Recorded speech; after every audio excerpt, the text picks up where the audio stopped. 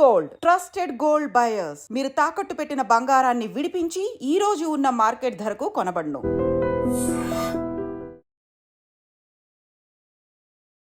Hi, hello, నమస్తే, welcome back to iDream media. ఈరోజు మనతో ఉన్నారు ఫినాన్స్ అండ్ ముఖ్యంగా ఇన్సూరెన్స్లో 13 years పాటు ఎక్స్పీరియన్స్ ఉన్న ఫైనాన్షియల్ ప్లానర్ మధు గారు. జనరల్గా ప్యాసివ్ ఇన్కమ్ అనే ఒక కాన్సెప్ట్ ఏదైతే ఉందో ప్రతి ఒక్కరికి సింగిల్ ఇన్కమ్ మీద కాదు, మాకంటూ ఒక సెకండ్ ఇన్కమ్ ఉంటే కాస్త ఏదైనా కొనుక్కోవచ్చు, ఇల్లు లాంటి ప్లాన్ చేసుకోవచ్చు, లేకపోతే ఇంకా డిఫరెంట్ ప్లాన్స్ ఏమైనా ఉన్నా మేము ఖర్చు పెట్టవచ్చు అని చెప్పేసి ప్లానింగ్లో ఉంటూ ఉంటారు. ఒకప్పుడు ఇదంతా కూడా ఓల్డ్ ఏజ్ పీపుల్కే చేయాలి, అంటే ఒక 50 years దాటాగా రిటైర్మెంట్ ముందు చేసుకుందాం అనుకునేవాళ్ళు. బట్ ఇప్పుడు ఇది అందరికీ సూట్ అవుతుంది అని చెప్పేసి స్టేట్మెంట్స్ అయితే వినిపిస్తూ ఉన్నాయి. ఓవరాల్ ఈ కాన్సెప్ట్ గురించి ఇది ఎవరికి యూజ్ అవుతుంది అనే విషయాలన్నీ కూడా తెలుసుకుందాం ఈరోజు ఎపిసోడ్లో. చివరి వరకు చూడండి. నమస్కారం సార్. నమస్తే విరాట్ గారు. మధు గారు, ఇంట్రోలో చెప్పిన విధంగా ప్యాసివ్ ఇన్కమ్ అనేది ఒకప్పుడు కొంతమంది మాత్రం ప్లాన్ చేసుకునేవాళ్ళు. కరెక్ట్.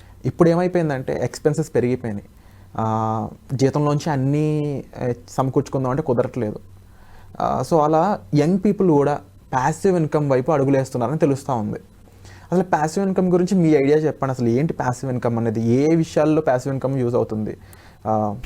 సో జనరల్గా మనం కష్టపడితే వచ్చేదాన్ని యాక్టివ్ ఇన్కమ్ అంటాము. ఏదైతే మన దగ్గర ఉన్న అసెట్స్ ద్వారా కానీ లేదంటే మన దగ్గర ఉన్న కొంత అమౌంట్ని ఇన్వెస్ట్మెంట్ చేసి దాని ద్వారా వచ్చే ప్రాఫిట్ని వాడుకోవడాన్ని మనం రెగ్యులర్ ఇన్కమ్ లేదా ప్యాసివ్ ఇన్కమ్ అంటాము. అయితే ఇంతకుముందు ఎలా ఉండేదని అంటే at the time of retirement మాత్రమే. అంటే నేను ఒక 50 years 60 years వర్క్ చేస్తాను, దాని తర్వాత నేను సంపాదించిన ఆస్తుల నుండి కానీ లేదంటే నేను కూడబెట్టిన అమౌంట్ నుంచి కానీ నేను రెగ్యులర్గా ఇన్కమ్ తీసుకోవాలి అనే కాన్సెప్ట్ ఉండేది. బట్ ఇప్పుడున్న పరిస్థితుల్లో ఏంటంటే ఎస్పెషల్లీ యంగ్ జనరేషన్ వాళ్ళు ఎవరు కూడా 65-60 years వరకు కష్టపడడానికి ఇష్టపడతలేదు. సో దానికోసం ముందు నుంచే మనం ప్యాసివ్ ఇన్కమ్ని జనరేట్ చేసుకునే ఆప్షన్స్ అనేది ఈ రోజుల్లో ఉన్నాయి. ఒకప్పుడు ప్యాసివ్ ఇన్కమ్ జనరేట్ చేయడానికి నిజానికి మనకు పెద్దగా అసెట్ క్లాసెస్ కూడా లేవు. సో ఇప్పుడు ఏంటంటే ఎస్పెషల్గా మీ దగ్గర ఆల్రెడీ అమౌంట్ ఉంటే దాన్ని ఇన్వెస్ట్మెంట్ చేసి ప్యాసివ్ ఇన్కమ్ నెక్స్ట్ మంత్ నుంచే మీరు తీసుకునే ఆప్షన్ అనేది ఉంది. అలాగే మీ దగ్గర లేకున్నా కూడా ఒక పెద్ద కార్పస్ని మీరు చిన్నగా ఇన్వెస్ట్మెంట్ చేస్తూ పెద్ద కార్పస్ని క్రియేట్ చేసి దాని నుంచి మీరు ప్యాసివ్ ఇన్కమ్ని తీసుకోవచ్చు. అలాగే ప్యాసివ్ ఇన్కమ్ను తీసుకుంటూ దాన్ని ఇంక్రీజ్ చేస్తూ దాన్ని కంప్లీట్ ఇన్కమ్ లాగా కూడా మీరు మార్చుకోవచ్చు. Over the next 20-25 years investment చేస్తూ దాని ద్వారా మీరు ప్యాసివ్ ఇన్కమ్ని పెన్షన్ రూపంలో తీసుకుని లైఫ్ లాంగ్ తీసుకునే ఛాన్స్ అనేది ఈరోజు మనకున్న లేటెస్ట్ అసెట్ క్లాసెస్లో మనకు అవైలబుల్గా ఉంది. సో ఈ విధంగా అంటే జనరల్గా యంగ్ పీపుల్ ఎందుకు ఈ ప్యాసివ్ ఇన్కమ్ గురించి ఆలోచించాలనే మాట పైన మన సమాధానం చెప్పాలనుకుంటే మనకి ఎలాంటి టార్గెట్ అనేది ఒకటి లేదనుకోండి. ఇప్పుడు ప్యాసివ్ ఇన్కమ్ పైన మనం లైఫ్ లాంగ్ కష్టపడాల్సి వస్తుంది. ఇప్పుడు నేను ఒక చిన్న 2-3 ఎగ్జాంపుల్ చెప్తాను. మీరు బయట వాచ్మెన్లను చూడండి, లేదంటే బయట డ్రైవర్స్ని చూడండి, అరౌండ్ 75-80 years ఉన్నా కూడా ఇంకా కష్టపడుతున్నారు. దానికి కారణం ఏమై ఉంటుంది అంటే వాళ్ళ మైండ్లో ఈ ప్యాసివ్ ఇన్కమ్ అనేది నాకు అవసరం అనే ఒక కాన్సెప్ట్ ఎప్పటి నుంచో లేదు కాబట్టి లైఫ్ టైం కష్టపడుతూనే ఉన్నారు. ఎందుకంటే మన లైఫ్లో ఖర్చులు అనేటివి ఎప్పటికీ ఆగవు. మనం అనుకుంటాం 60 తర్వాత రిటైర్ అవుదాం, హాయిగా ఎక్కడైనా విలేజ్లోకి వెళ్ళిపోయి ఇల్లు కట్టుకొని మార్నింగ్ నుంచి ఈవినింగ్ దాకా ఫ్రెండ్స్తో కాలక్షేపం చేద్దాం అనుకుంటాం. నిజానికి రియల్ లైఫ్లో ఎంతమందికి అది పాసిబుల్ ఉంది ఈ రోజుల్లో? అంటే ఇప్పుడు పెరిగిన ఖర్చులు చూసుకున్న ఇన్ఫ్లేషన్ అనేది మనిషి ఆగిపోయినా ఇన్ఫ్లేషన్ ఆగదంటారు.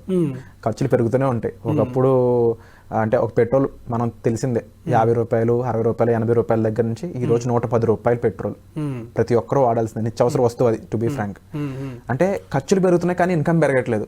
దీనికి సొల్యూషన్ ప్యాసివ్ ఇన్కమేనా? Passive income 100%. ఎందుకనంటే ఇంతకుముందు మనం ల్యాండ్లు కానీ ప్రాపర్టీస్ కానీ ఎందుకు సంపాదించుకునే వాళ్ళం అంటే సర్టెన్ ఇయర్స్ తర్వాత మనకు దాని నుంచి వచ్చే ఇన్కమ్ నుంచి మనము మన నెక్స్ట్ జనరేషన్స్ కూడా ఆధారపడి బతకడానికి కోసమని మనం ఇదంతా కూడా క్రియేట్ చేసి పెట్టుకునే వాళ్ళం. కానీ ఈ రోజులలో అందరికీ ప్రాపర్టీస్ మెయింటైన్ చేయడం అనేది సాధ్యమయ్యే పరిస్థితి కాదు. అలాగే ఇప్పుడు బిజినెస్ పీపుల్ చూసుకున్నట్టయితే ఎంతకాలం వాళ్ళ ఇన్వెస్ట్మెంట్ అంతా కూడా వచ్చిన లాభాలు కూడా బిజినెస్లోనే పెడతా ఉంటారు. దానికి ఒక అంతం అనేది ఉండదు, ఎందుకంటే వాళ్ళకి తెలిసిన విద్య అది. కాబట్టి వాళ్ళు ఎప్పుడు నెగిటివిటీని అనుకోరు. అంటే నా బిజినెస్ లాస్లోకి వస్తుందని ఎవరైనా అనుకుంటారో? ఏ ఒక్కరు కూడా అనుకోరు. వచ్చిన ప్రాఫిట్ని వాళ్ళ దగ్గర ఉన్న కొంత సొమ్ముని అంతా కూడా వాళ్ళు బిజినెస్లో పెడతారు. బట్ దానికి ఒక ఎండింగ్ అనేది ఉండదు. ఏదైనా ఒక సంవత్సరం బ్యాడ్లో ఒక 2 years ఒక బ్యాడ్ ఇయర్ వచ్చిందని అంటే మేబీ మనం అంత లాస్ అయిన సందర్భాలు కూడా ఉంటాయి. పెద్ద పెద్ద బ్లూ చిప్ కంపెనీసే జీరో అవుతున్నప్పుడు మనం చేసే బిజినెస్ ఏదో రోజు ఎఫెక్ట్గా అవ్వకపోతాయి అని చెప్పి గ్యారంటీ అనేది ఉండదు. కాబట్టి మీరు కొంత అమౌంట్ని ఇప్పటి నుంచి ప్యాసివ్ ఇన్కమ్లోకి మార్చుకోవాలి. ఇప్పుడు మీరు దగ్గర ఫర్ ఎగ్జాంపుల్ ఒక 10 లక్షలు 15 లక్షల అమౌంట్ కనుక్కున్నట్టయితే ఇప్పటి నుంచి ప్యాసివ్ ఇన్కమ్ అలవాటు చేసుకోండి. అంటే మనకెంత 10 లక్షలు ఉంటే నెలకు 5,000 తీసుకునే స్కోప్ అనేది ఇప్పుడు మ్యూచువల్ ఫండ్లో మీకు ఉంది. ఆ 5,000తోనే మీ ఇల్లు గడుస్తుందని అంటే 100% నడవదు. కాకపోతే దాన్ని 10-20 చేసినాడు, 20ని 50 చేసినాడు, 50ని 1 crore చేసినాడు, మీ ప్యాసివ్ ఇన్కమ్ కూడా అలా పెరుగుతూ ఉంటుంది.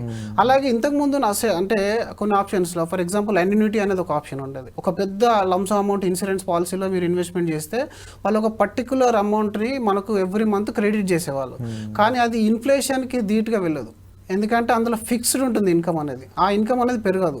మరి ఇన్కమ్ పెరుగుతూ ఉండాలి, క్యాపిటల్ అప్రిషియేట్ అవుతూ ఉండాలి, ఎప్పుడంటే అప్పుడు ఎమర్జెన్సీకి లిక్విడిటీ ఉండాలి. ఇవన్నీ కూడా మనం దృష్టిలో పెట్టుకొని ప్యాసివ్ ఇన్కమ్ను క్రియేట్ చేసుకోవాలి. అయితే ఇంతకుముందు చెప్పిన క్వశ్చన్లో కూడా యంగ్ జనరేషన్ ప్యాసివ్ ఇన్కమ్ కోసం ఏం చేస్తున్నారంటే కొంతమంది పార్ట్ టైం జాబ్ చేస్తారు. పార్ట్ టైం జాబ్ చేయడం వల్ల మెయిన్ జాబ్లో ఎఫెక్ట్ అవుతుంది. అసలు నిజానికి పార్ట్ టైం జాబ్ అనేది నేనైతే రికమెండ్ చేయను, ఎవరు కూడా చేయకూడదు కూడా.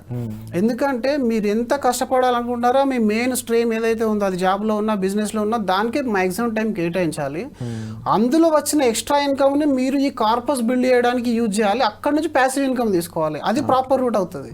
ఎందుకంటే మీరు ఎప్పుడైతే ఫర్ ఎగ్జాంపుల్ ఇప్పుడు నేను ఒక ఎంప్లాయీ అనుకోండి, నేను మళ్ళీ పార్ట్ టైం జాబ్ చేయాలి అని అంటే నా ఎంప్లాయ్మెంట్ తర్వాత నా హెడేక్ అంతా మళ్ళీ పార్ట్ టైంలోకి వెళ్ళిపోతుంది. అంటే నా టైం వెళ్ళిపోతుంది, నాలెడ్జ్ వెళ్ళిపోతుంది. దానివల్ల నా రిజల్ట్ అనేది మెయిన్ ఎంప్లాయ్మెంట్లో ఎఫెక్ట్ అవుతుంది. కాబట్టి ఈ పార్ట్ టైం జాబ్ చేయడం ఇది ఒకటి, దీన్ని మానుకోవాలి. అంటే కొంతమందికి సెటే కాదు అసలు అది. రెండోది చాలా మంది ఇప్పుడు చేసే వాళ్ళు ఏంటంటే కొందరిని మీరు చూడండి DLF అక్కడ క్యాంటీన్లు ఉంటాయి, ఫుడ్ క్యాంటీన్స్, వాటిలలో 50 lakhs 1 crore ఇన్వెస్ట్మెంట్ చేసి స్టార్ట్ చేస్తున్నారు. మార్నింగ్ అంతా డ్యూటీ, ఫ్రాంచైజ్ తీసుకోవడము, చాలా రకాల టీ పాయింట్ కూడా వచ్చింది కదా, వాటిలో ఇన్వెస్ట్మెంట్ చేయడం, ఇదంతా కూడా రెగ్యులర్ ఇన్కమ్ కోసమే అందరు చేస్తున్నారు. కాకపోతే అది మనతోని మెయింటైన్ గాన్ బిజినెస్. అది ఎప్పుడైతే మీరు ఫుల్ టైంలో ఉంటారో that will be the good solution. అంటే కానీ మీరు ఒక ఆల్రెడీ వేరే ప్రొఫెషన్లో ఉండి ఫ్రాంచైజీలు కానీ ఇట్లాంటి ప్లాన్ చేశారనుకోండి, డెఫినెట్గా మీరు సేవ్ చేసే అమౌంట్ కూడా మళ్ళీ ఆ బిజినెస్లో లాస్ అయిపోతే జీరో అయిపోతారు మీరు. అంటే ఒకటి చెప్పండి మధు గారు, ఇప్పుడు నా ఫిజికల్ ఇన్వాల్వ్మెంట్ లేకుండా డబ్బును సంపాదించడమేనా ప్యాసివ్ ఇన్కమ్ అంటే? ఎస్, 100%. ఇప్పుడు మీరు ఎప్పుడైతే ఇన్వాల్వ్ అయ్యారో అప్పుడు మళ్ళీ మీరు బిజినెస్ చేస్తున్నట్టే. మీ ఇన్వాల్వ్మెంట్ లేకుండా వచ్చేదాన్నే ప్యాసివ్ ఇన్కమ్ అంటారు. అయితే ఇది ప్రతి ఒక్కరు అర్థం చేసుకోవాలి. ప్యాసివ్ ఇన్కమ్కి ఒక రాంగ్ వే వచ్చేసింది ఇప్పుడు వరకు.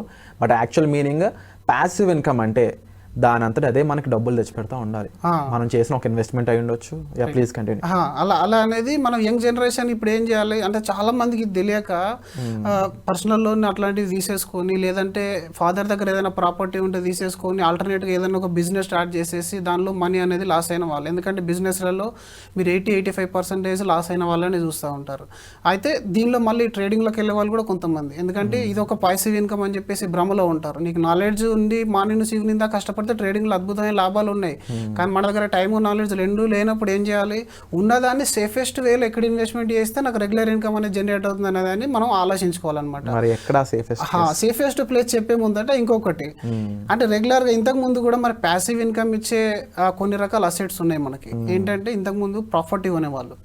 మీరు ఫాదర్ జనరేషన్లో చూసుకోండి, ఇప్పటికి చాలామంది ఒక 200 గజాల్లో ఇల్లు కట్టాలనుకుంటే కనీసం 2 floors వేస్తారు. 2 floors వేసి కింది ఫ్లోర్లో ఓనర్స్, పైన రెంట్కి ఇస్తూ ఉంటారు. సో దీన్ని మనం ఏంటంటే రియల్ ఎస్టేట్లో ఇన్వెస్ట్మెంట్ చేసి ప్యాసివ్ ఇన్కమ్ జనరేట్ చేసుకోవడం. అయితే ఇందులో కొన్ని కష్టాలు ఉన్నాయి. ఇప్పుడు మీరు చూడండి, రెంట్ ఇవ్వడం అనేది అందరికి ఇష్టమే. నేను ఒక 2 floors బిల్డింగ్ అని నాకు ఉంటే ఒక ఫ్లోర్ రెంట్కి ఇచ్చేసి హాయిగా ఇంకా లైఫ్ టైం నాకు రెంట్ వచ్చేస్తుంది కాబట్టి ప్యాసివ్ ఇన్కమ్ వచ్చేసింది అనుకుంటారు. కానీ అందులో ప్రాక్టికల్ ప్రాబ్లమ్స్ కూడా మనం ఆలోచించాలి.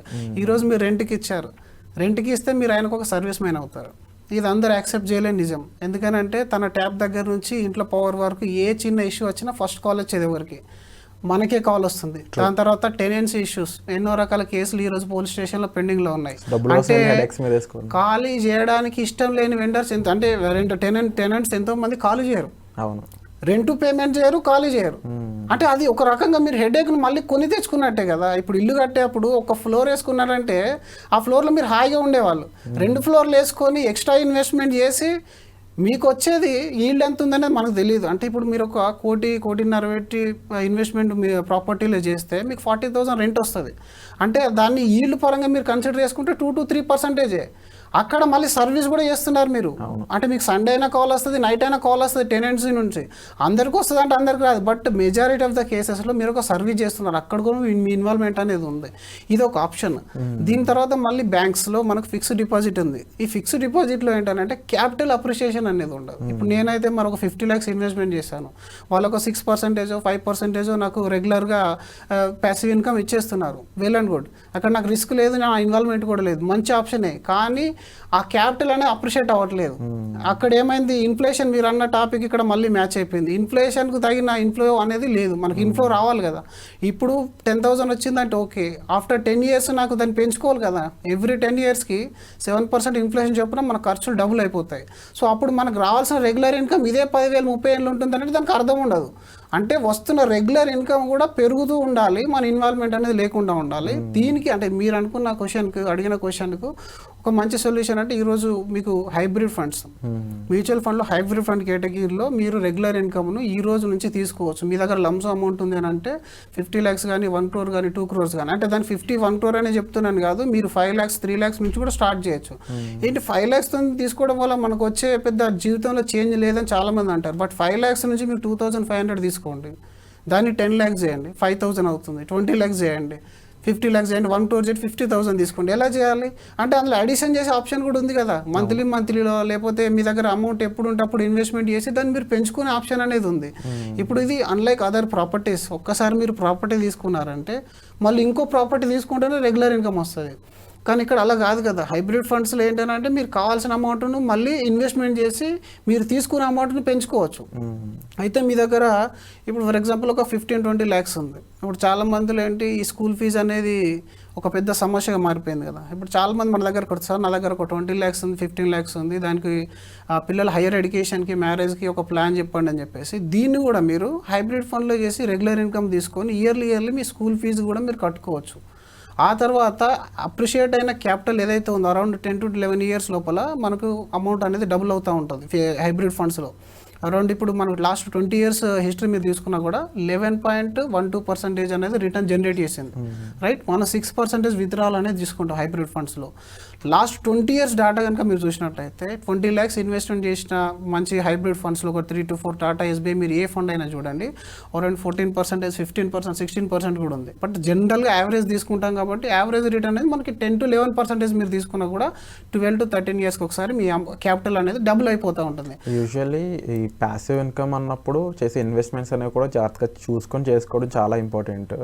ఎందుకంటే లాస్ట్ 5 monthsలో మనం చూసిన డౌన్ఫాల్ ఏదైతే ఉందో, డౌన్ ట్రెండ్ అనేది అంత ఎక్కువగా లాభసాటిగా లేకపోవడం వల్ల ఎస్ఐపీలు చేసిన చాలా మంది న్యూ కమర్స్ అందరూ వెనక్కి వెళ్ళిపోయారు. అంటే ఇప్పుడు నేను ఇక్కడ మీకు వర్డ్ వాడాను హైబ్రిడ్ అని. ఈ హైబ్రిడ్లో వాడినప్పుడు మార్కెట్ డౌన్ ఉన్నా కూడా మీ యూనిట్స్ లాస్ కాకుండా డెట్ నుంచి ఇన్వెస్ట్మెంట్ అనేది మీకు విత్డ్రా చేసి ఇస్తుంది. అందులో 35% వరకు డెట్ ఫండ్స్ ఉంటాయి, అందులో బాండ్స్ అట్లాంటివి సేఫ్టీ ఇన్వెస్ట్మెంట్ ఆప్షన్స్, 65 ఈక్విటీ ఉంటుంది. ఎప్పుడైతే మార్కెట్ డౌన్లోకి వస్తుందో అప్పుడు ఏం చేస్తారంటే ఈక్విటీ ప్రొషన్ అనేది ఆటోమేటిక్గా పెంచుతారు ఫండ్లో. అప్పుడు ఏమవుతుంది, మీకు వచ్చే మంత్లీ విత్డ్రాల్ అన్ని డెట్ నుంచి వచ్చేస్తాయి. అంటే ప్రాఫిట్ బుకింగ్ అనేది హైయెస్ట్ ఎక్కడైతే రిటర్న్ జనరేట్ అయిందో అక్కడ నుంచి విత్డ్రా కూడా చేసి ఇస్తారు. మార్కెట్ డౌన్ అయినా కూడా మీకు ప్రొటెక్టెడ్లో ఉంటారు. ఇప్పుడు చూడండి లాస్ట్ 20 yearsలో 12%, 13% రిటర్న్ జనరేట్ చేసింది అని అంటే అందులో ఎన్నో రకాల మార్కెట్ క్రాషెస్ ఉన్నాయి. అందులో మీరు .com బబుల్ ఉంది, హర్షద్ మెహతా స్కామ్ ఉంది, ఆ తర్వాత ఫైనాన్షియల్ క్రైసిస్ 2008 ఉంది, తర్వాత మీరు కోవిడ్ ఉంది. వీటన్నిటినీ చేసుకొని కొన్ని సందర్భాల్లో నెగిటివ్ రిటర్న్స్ కూడా ఉన్నాయి, -10%, -11% రిటర్న్, -3% రిటర్న్స్ కూడా ఉన్నాయి.